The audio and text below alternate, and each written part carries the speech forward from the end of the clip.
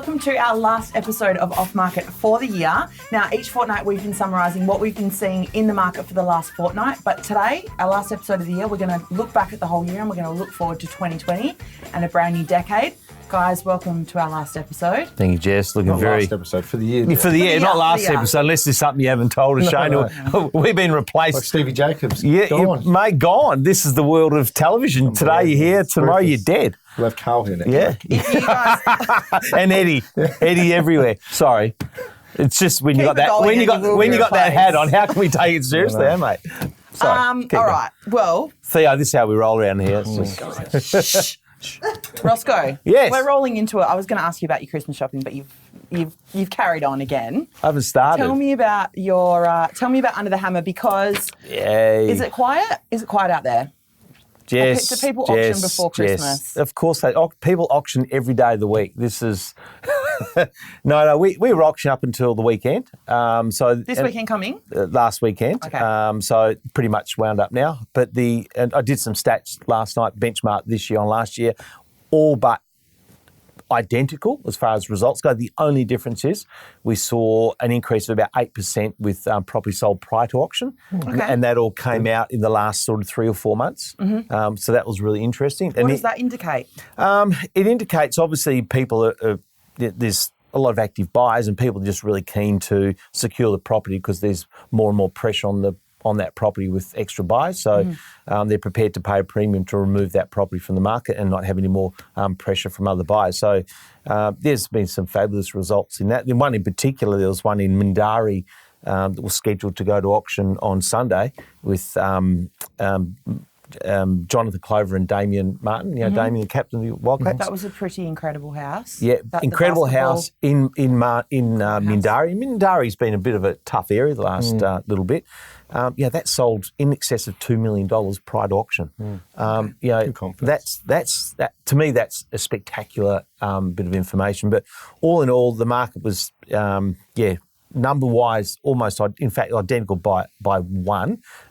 Just that sold prior to increase. So, really good. And next year, the numbers are going to boom because Shane's going to become a number one auction agent. Well, Shane, what are you looking forward to in January? We've got a few coming to market in January. So it's really interesting to talk about this. So everything I've got that's, I guess, 500-600 plus, we have no hesitation pushing the button around Christmas time or in the very early New Year. Okay. Because typically in that end, you've either bought or sold, you need to act because potentially end of January you're homeless. But anything, I guess, sub that median house price, we're saying to our owners, look, our potential market is either renting or live with mum and dad. They're probably not going to be that active. So we're suggesting to push that, late January. Yep. Right, okay. But if you look at the numbers, when you talk about things selling prior to auction, even if there was the same amount of buyers out there in the marketplace, there's not the same amount of stock this year. It's gone from 17,000 to 14,000. Pure and simply, that creates competition. And rents are starting to, we've spoken of this before, they're going up. They actually are going up in many suburbs.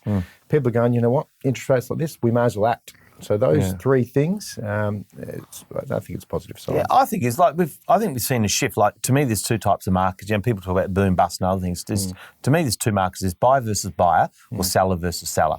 And that is obviously buyer versus buyer when we've got more buyers than we have sellers, and seller versus seller when we've got more sellers than we do have buyers. And we've obviously been in a seller versus seller market for some time where the sellers had to compete against themselves to capture the small buyer pool that's been there. I think we've seen a bit of a swing, sound like a political commentary here. We've seen a swing from left to right, more into a bit of a buyer versus buyer market, which is exactly, as stock dries up, the buyer pool's there, a bit of pressure, the pressure falls back on the buyers to perform. And away we go. I don't think there'd be an agent in Perth that wouldn't agree with this. Well, I think anyway. But if you could wipe the slate the last few years and take out the negative equity situation and say, how's the current market? You'd take it every day of the week. I think it's a really healthy market for both buyers and sellers. Yeah, it's good. It's good. Very healthy. Healthy is a great word, Shane. Yeah, it's healthy. Beautiful. Well, that rolls us straight into the real press, guys. Yeah. I have Real Press, we're taking a look at a property article we've seen this week. We want to decipher it and tell everyone what it might mean. We're looking this week at the West's Real Estate Roundup of a mammoth year. So in this article, they've spoken to a couple of experts, including Damien Collins, REWA president, and they're talking about some of the key moments that have affected the property industry this year: low interest rates, plenty of new infrastructure projects like we talked about last week. I guess looking at this, if you guys had to give this year a grade, A, B, C, what would you give it? 2019. I tell you what, we'll separate it the first half of the year and the second half. I think it's a very good idea. Okay. Yeah. There you go. Well, I think the first half, the very pre-election, I think we had a 5 or a 6. Yep. Post-election, we went back to about a 3. And then in the latter part, the last quarter, we've probably gone up to about a 5 or a 6. Okay. Yeah, I would say, again, with markets being within markets, but I would have said probably a 4. And I think intent and where prices are starting to reach, I would say a 6, the latter half. Yeah. Okay. Yeah. Just like Shane's school reports. Yeah. No, that was C. C.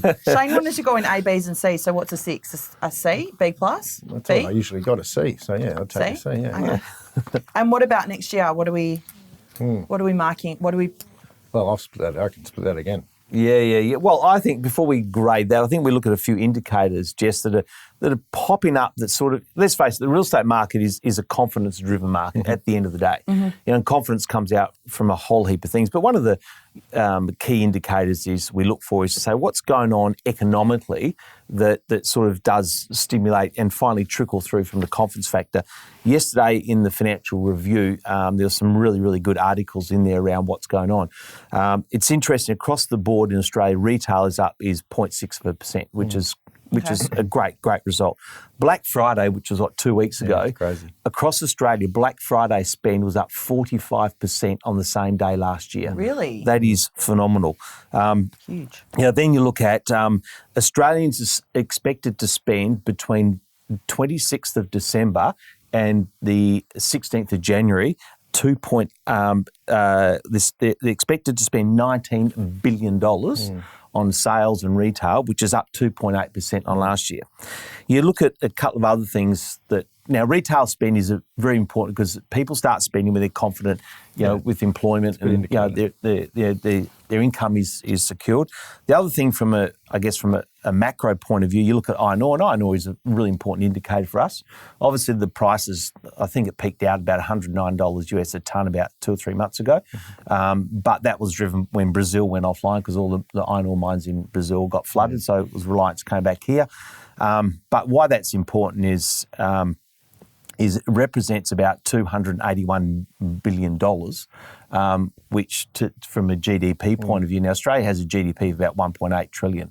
So it represents sort of about 9% of the total GDP of Australia, which is phenomenal. But coming back into a West Australian point of view, you notice the government the other day released the budget, and we're about $2.8 billion surplus, and $1 billion of that has been created by the high iron ore price, which they didn't account for. Now that iron ore will come back next year as Brazil and those places come back online, but you've got to remember at the same time production has come back to about $26, $27 US a tonne, which came out of the mining collapse. So the mining companies are massively profitable. Next year, a good mate of mine, he's got a labour hire company, and they've got a terminology. They say how many boots on ground. That's how their KPI, if you like. And he's working out how he can get enough people to put enough boots on ground for the contracts that are coming through next year. Now I'm not saying we're going to a boom market, but these things are important indicators that I don't think people talk about enough. Okay. The West typically, any media, it's either boom or bust. No one says this is all okay because it doesn't sell. Yeah.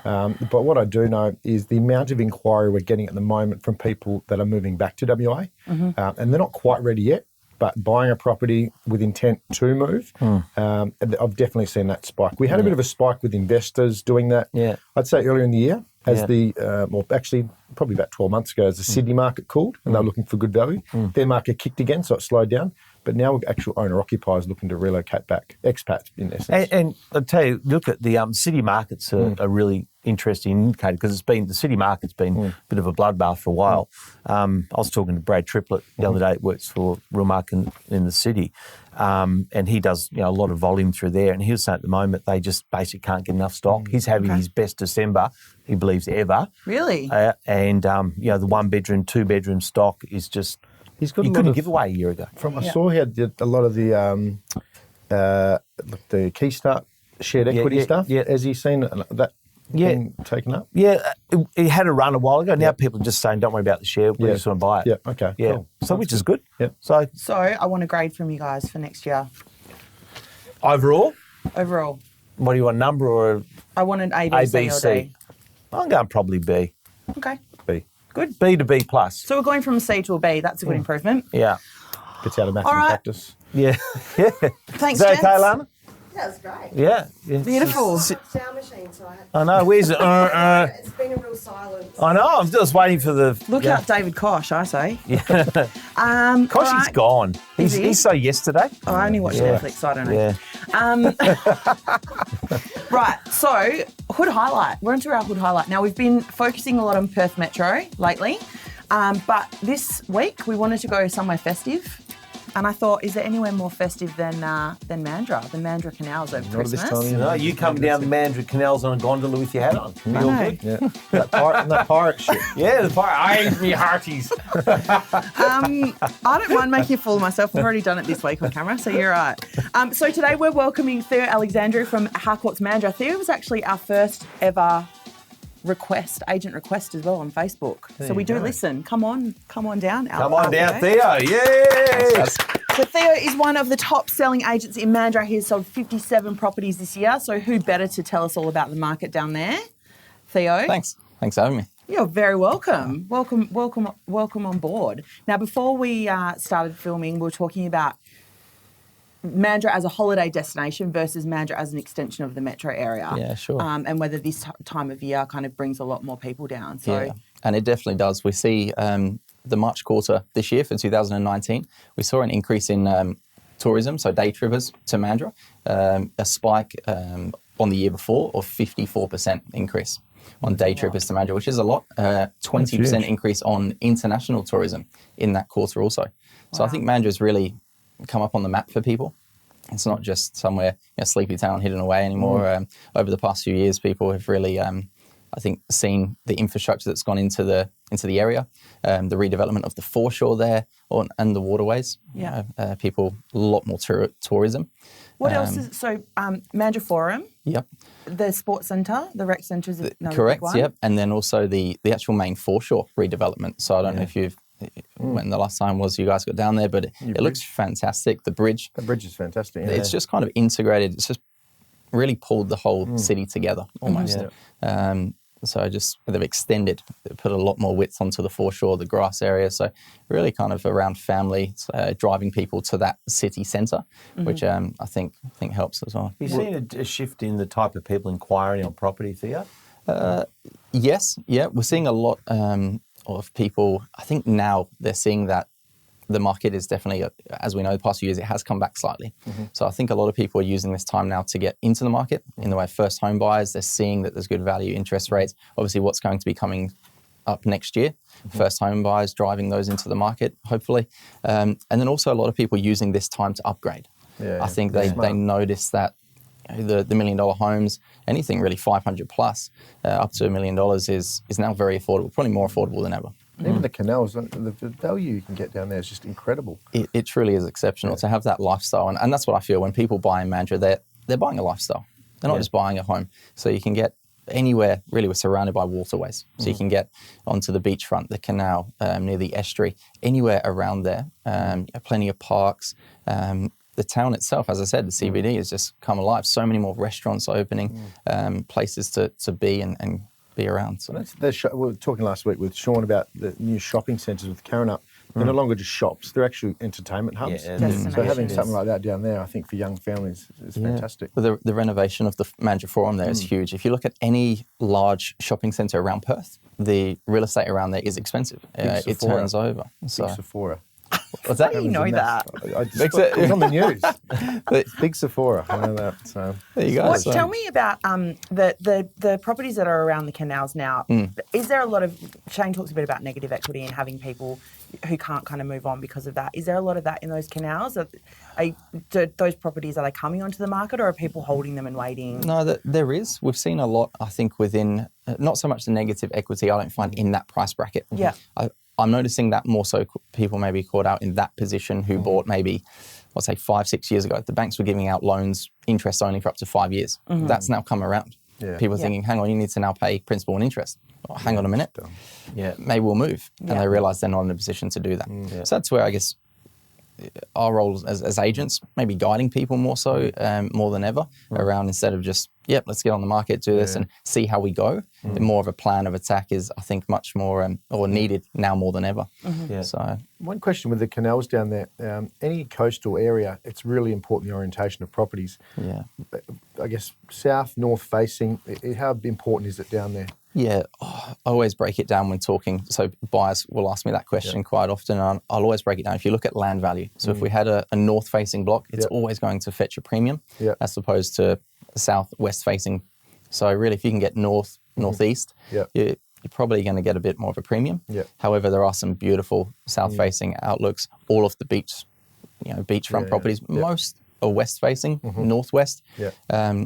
So there are a few spots around Mandurah that will give you a north-facing beachfront. We have one that's going to market in January, and I think they'll get a bit of a premium just because it's probably a handful, maybe 3-4 places where you can actually get true north-facing, looking straight down the coast. It's interesting that if you have north facing, it'll be in the first, I guess, paragraph. Well, if you're always. south, you It's just your catch line, isn't it? mention the trade. Drops off. Yeah. Tell me about the different, we obviously have been talking on this show about the different markets here in Perth. Is that the same? We're talking about the canals a lot, but there's lots of little suburbs Absolutely. around. Mandurah's not just Mandurah. No. So is that the same as well? Are there kind of different markets within?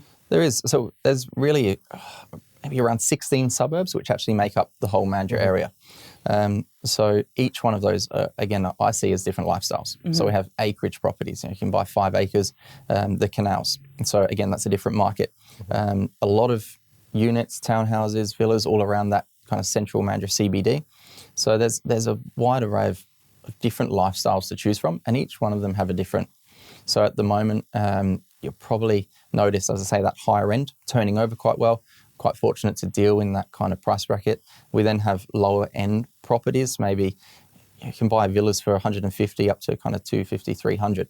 But where the downward pressure on there is, you can also now buy a home, a green title home for maybe 300, maybe a bit less. So it's put a downward pressure onto the villas that were maybe once 250 themselves. So it's definitely affordability in that area and different markets. So that is going to attract a different buyer. Those buyers maybe that are looking for more affordability tend to not be issues with finances, but maybe more involved with finances, maybe haven't done the research with their broker beforehand to see what it takes. Whereas maybe people who are in the prior high price bracket, more educated buyers know what they're looking for. Yeah. It's interesting what you say, Theo. Jess, we've spoken before about sort of this commentary that tends to get out there about, they talk about Perth. And we've said, Perth is not one market. Perth is postcode 6,000. Yeah. And there is however many different markets around Perth, and we think that there should be a lot more commentary segmenting the different markets, within Perth and what's happening here at north, south, east, west, and postcode driven in particular. And Theo's, what you're saying is so important. And as a professional area to have intelligent commentary on an area, I think it's really important that we do that. We segment areas into, you said, how many, Mark, you say? There's about 16 suburbs 16 suburbs, 16 micro markets that make up Mandurah. Yeah. And I think that's just such an important way we must look at real estate commentary moving forward. I think what makes that, almost what makes it difficult in some ways, is that buyers now are kind of location ambiguous. They've got a really good option because the way the prices are, you can almost buy into budget, no longer really dictates where you can buy, almost. So they can look at a wider range of suburbs to buy into, getting more bang for their buck, I guess. So, but when you break it down with buyers, as you mentioned, so, okay, you want a 4-bed, 2-bathroom home on a minimum square metre size of land with a pool. They say, there's lots on the market. You then break it down to what you're actually looking for. There's not a great deal to choose from that has those requirements. Yeah. So they've It's got to funny be because prepared. in Perth, I feel like your buyers, if they're looking to move within some pretty specific suburbs. Yeah. Would you say? Whereas it sounds like what you're saying is they're not think that it- specific about. I think under 400, Yeah. sometimes it'll be, I just need to be close to infrastructure. Yeah, okay. I need green title. Yeah. Once you get sort of your better school names, Yeah. without a doubt, it starts to become a bigger factor. Yeah, A little bit of absolutely. outcome. Schools drive that, absolutely. Awesome. You find the school zoning thing really strong in Mandurah like it is in Perth, the CBD, the wider metro area? It makes a difference, Yeah. but we have a lot of good schools, and Mandurah, in, I guess, not a small area, but within the Mandurah area, there's a few dotted around between north and south. So there's a couple of good schools in the northern corridor and the southern corridor. Yeah. We're also seeing new primary schools just being built as well, to then as a feeder school to one of the better schools in that northern corridor. So, yeah, it definitely helps, absolutely. And that's where I think you get the divide north and south. If families will look, okay, they want to get into, let's say, Frederick Owen in the northern corridor, they want to be looking at those northern suburbs. Yeah. Yeah. In closing, I guess, what would you say is hot and what's not? Again, What it's, could you love? If someone rang you today as an appraisal, what would you hope it would be? Ideal house to sell. really that price bracket at the Other moment. than motivated. yeah. No, well, anything waterfront seems to be turning over. Okay. Motivated waterfront's better, but yeah. So no, anything waterfront 6 million range would be perfect. is moving. Sweet. And toughest, would you say, would be those units? Would The you- units, yeah, just because of the sheer volume of what's on the market there. That's what there's a lot to choose from. Yeah. It's a good value, that section. Absolutely. If you're looking to invest in that Yeah. marketplace, it's against building, or even if you were looking to develop and say build a few units, where there's a lot of that available in Mandurah, you could pick up 3 units fairly affordable today. So anything really waterfront or close to the water is pretty special at the moment and seems to be turning over. But even just around that 500 bracket as well, because that good. was maybe once a bit more expensive. Awesome. Roscoe, we're over to you to get to know Theo a little bit better. Theo, this is actually Truth is this is the most important segment of the show. Actually, we consider it. Ross says anything about I himself. didn't is bring the you any most important tzatziki or segment. Yeah, no that's lamb it. shoulder. That's Yeah. him, mate. See, he's onto it. He's onto it. Okay, they did accuse me of going to brick a restaurant once, and we can now speak fluent Greek. I know 2 Greek words. You can read the menu. I better not use them. You on know, I tzatziki had and one last year, I've forgotten it. yeah. Okay, so Theo, this is the get to know Theo questionnaire. Sure.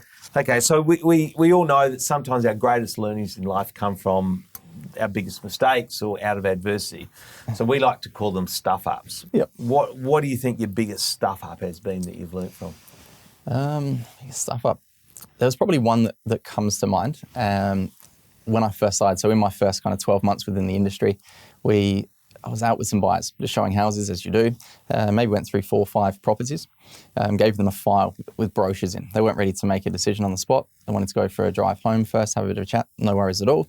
They're driving home. They live about 45 minutes away from Mandurah in Jarrahdale. So I said, fine. They went off. I put the last house we were at, which was the one. Banjos there. Yeah, that's it. I felt that was the home that they really liked, the last one we were at. So I pushed the button on the back of the door, sent them off, locked everything up, go back to the office, couldn't find the key for that house. It was actually in the file. So they've driven away with the key and did they buy the house? So I rang them. I said, guys, I hate to do this. I think you might have the key for this property. They said, yeah, we've just found it actually. We just got home, went through the files and we found it. I said, okay, I'm going to come and get it from you. They said, yeah, do that. Where are you? That's when they told me they're in Jarrahdale. I thought, great. So I thought if I'm driving out there, I'll just ask the question, what do you think of the houses? Yeah, that last one we were at, we quite liked. Okay, did you want me to bring an offer? I said, yeah, sure. So I went and got the key, got an offer as well, and the house sold. So, yeah. So they got the keys on. Hey, mate, Quick settlement. So was it a stuff up? It was. Jesse, there's a saying: out of adversity becomes opportunity. The greater the adversity, the greater opportunity. Well, Making- Exactly. making So yeah, but lemonade just out of make sure you lemons. keep hold of the keys until settlement. mate, I'd be doing that scam every time. That's a great idea. So, what are the 3 things that you wouldn't leave home without? 3 things you go, I just cannot leave home without them. 3 things. Probably my AirPods. And then in conjunction with that is your phone, obviously. So it goes everywhere. A lot of people say to me, "Oh, you working today? Is it your day off?" So I've got my phone with me, don't I? That's basically it. Yeah. The AirPods just make it easy on the go, and then again, kind of going with those two is my pen. Yeah. So as long as you've got your pen in your pocket, I think you're ready to do business. I think Husey said almost the same things last week. Phone and the pen. He said a bloody pocket square. And pocket square. You gotta have the I'm not as square, mate. flash as you. Yeah, mate, I've got to get some AirPods because of some photos from this show. They'll put up there with my earphones with the wires to the thing. And Lachlan Sinclair saw them and just, I got abused uphill. He's such an old man. Alana's They banned are, them from other our than the office. phone, that's the greatest invention ever. That's true. All my kids have got them. I can't afford to buy I them. think the greatest invention ever is those little What? stickers that people have been sticking on the floor Oh, yes. of an earbud. Yeah. People walk whatever around the them hell without they're even called. talking. If you get them so your, you like the if old you school get them your ones, skin Alana? colour, Ultimate wanker alert. So you like old school? So Alana, am I okay with my old school things? what do you call a group of wankers then if we've got Real estate AirPods? agent. Good question. Oh, shit. We're live. Next question. Well, that's one of my Doesn't like Greek the answer. words, malaka. We're going with a I'm good glad you direction. said it. Well, he said it. Well, she said it. Okay, what's your worst habit? Look, mate, you're such a clean-cut guy. You're such a professional. I don't know if this guy will have any bad habits, but, mate, is there one? Gets to lock up houses. Yeah, if he gets to lock up houses. The house was secure. See? Just didn't know where the key was. Yeah.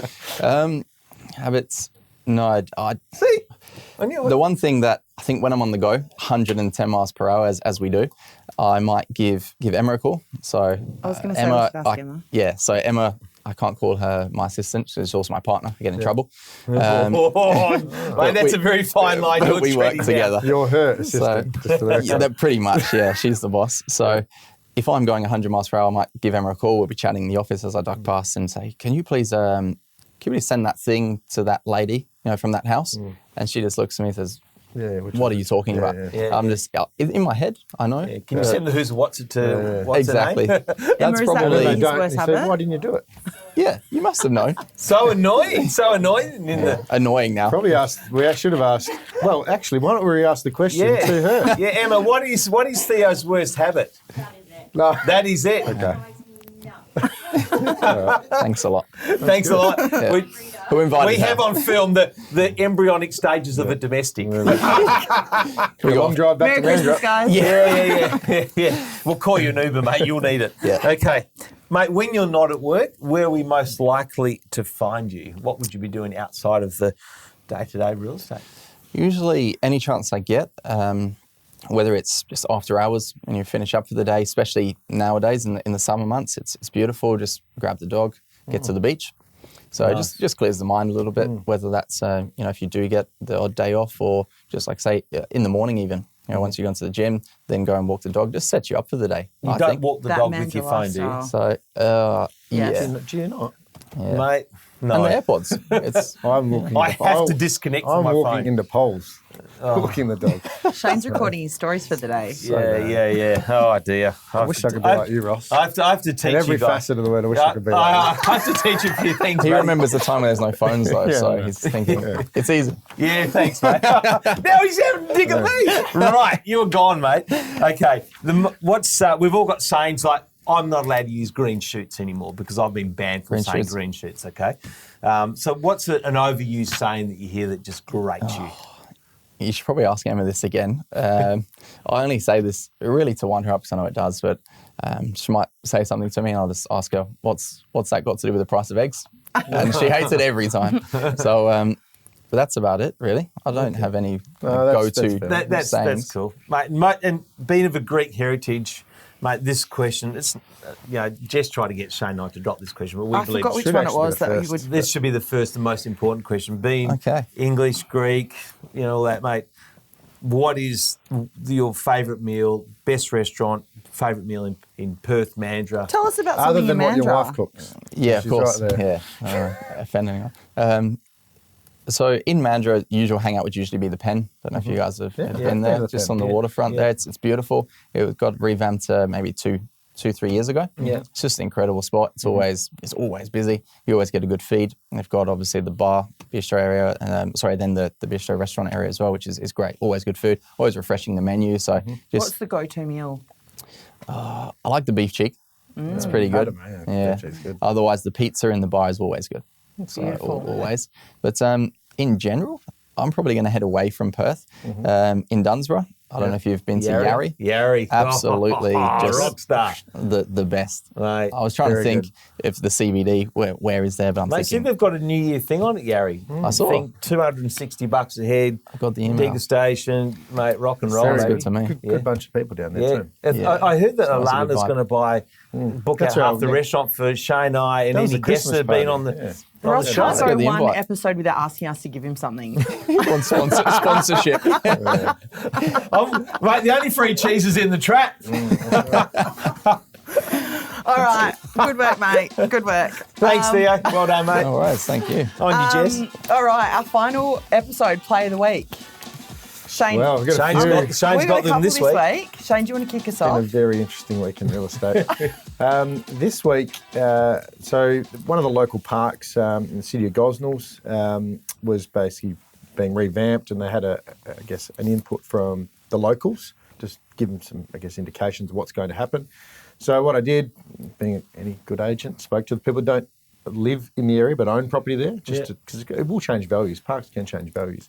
So I get a letter from typically I would expect from an absentee owner it's abuse, but I open it up and there's this letter that's hand typed with a bit of liquid paper here and there, which I'm sure you'll be able to put it up on the feed. We will. Saying that he couldn't get down there because he lived in Merredin, and he's not going to Fair come drive. down, and he's 90 years of age, so the monkey bars are not probably for him. In fact, he also said that he'd get bogged in his wheelchair. Him and his wife were in a wheelchair, so he couldn't use wheelchairs. Classic. But he said, but I take it upon you, Shane, to have 2 measly sausages on behalf of us. So if you see the letter, it's absolutely Gold. brilliant. Everyone wants the Bless food, don't they? Yeah. I Bless was reading him. it, just waiting to get abused, and he just kept going. So that was my No flavour of the abuse. week. No abuse. Perfect. No, yes, there are nice people out there, mate. In Merredin. In Merredin. I just about grew up in Merredin, mate. Did ya? Where are you from? Is there a pub there? No, it's a big Oh, farm. sorry. Do you want it? Just See, she shut me down already. sorry. You and I are going to have words. Right. all right. I've got 2 more plays of the week, and I've actually got 3 because I forgot. Shane, you get play of the week for being 6PR's caller of the week Oh, yeah, I did. Thanks. Got the chockies. again. Did you, mate? Yeah. Legend. So Did I they want to send ring you up. I only ring up chocolates? when I'm out of my period because they actually give you exclusion period that you will win it, but you can't win twice in 2 weeks. So I just wait for set the diary. I'm back in the game. The only person on this planet under 70 who's excited to be Me and Gareth 6PR's Parker, who host the caller of the week. Our other play of the week goes to Mark and Travis Grogan, who we have a little competition running on our Facebook page, and they got Dick Slider and You mentioned on my our cousin first show. Vlad, who have both been mentioned on this show before, to enter for them, which we thought was very, very good. Jump on our Facebook page if you want to have a look. It's quite funny. And the other ones were Dave and Greg, Dave Pickering and Greg Chapman, who again have already won a play of the week, which we will show. They were out at a house that they were listing. They were having their photo shoot during the week, and there was a old washing machine set up. I don't know if you guys saw this. I did. Attached to a bike. So Greg was sitting on the bike, riding the We bike, ought to see getting the footage, the I'm washing sure, machine. somewhere. We'll show you. You can see how this works. Power's like idiot. Those two, do you know those two remind me of? Mythbusters. Oh, the guy with the beret on and all that. Yeah. I swear to They're God. very good. If you're after a bit of a laugh, they give us a bit of a laugh in the office, those guys. That is it. That's done. That's Good. it. That's it for us for the year. We need to thank our friends and our sponsors, Domain, Hire and Property Styling, who have done for the 5th time. Yeah. Thank you, guys. So cool there, she hiding. They've put us up in their office every Friday. They have to put up with us for the hour that we're here. They put together these beautiful sets. Absolutely wonderful job. If you are looking for a supplier to style your home, get in touch because they have some beautiful stock on the floor. Theo, thank you so much for your time today all right. for Well the done, mate. drive. Thanks for having Good me. stuff. And enjoy your holiday. You too. Shane, Roscoe, thanks for putting up with me, just ripping into you every week. I love you guys. Yeah. Getting thicker skin. Yeah, exactly. Our crew behind the scenes, well done. Great year. We're looking forward to a big year in 2020. Comment, share, like, let us know what you think, and we will see you back in February 2020. Thank you. Perfect. See you guys. Bye-bye. Ciao. Chance, yes. Merry Christmas.